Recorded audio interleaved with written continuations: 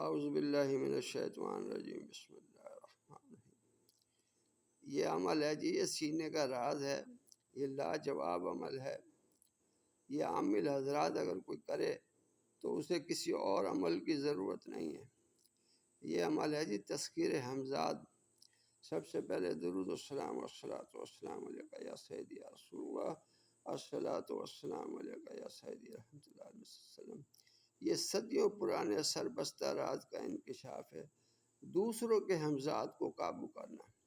یہ مجرب اور بالکل صحیح عمل ہے۔ اس میں عامل کشف و کرامات کا بادشاہ بن جاتا ہے اور ہر خواہش کو پلک جھپکنے میں سر انجام دے سکتا ہے۔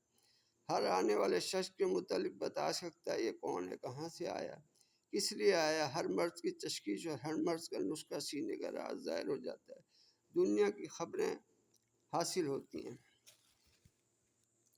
21 دن جلالی جمالی پرہیز لازم ہے۔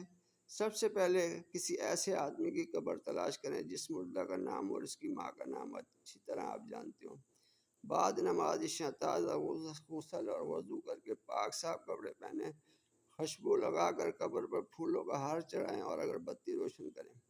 اس مرحوم کی قبر کے پہلو میں دو زانو ہو کر بیٹھ جائیں، منہ مغرب کی طرف ہو، 21 مرتبہ درود تاج پڑھیں۔ اس کے بعد پڑھیں بسم اللہ الرحمن الرحیم، یا حنانو یا منانو ان اللہ علی کل شیء قدیر، سخرۃ حمزاد فلا بن فلا یا حی یا قیوم بحق لا الہ الا انت سبحانک انی کنت من الظالمین۔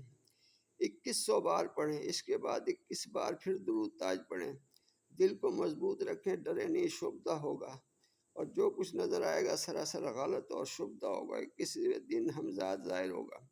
آپ اپنا حصار کر کے آیت الکرسی سے، چاروں کل شریف سے، سورۃ بقرہ کی آخری آیات سے اپنا آپ یہ کر کے آپ یہ عمل کریں۔ عمل لاجواب ہے۔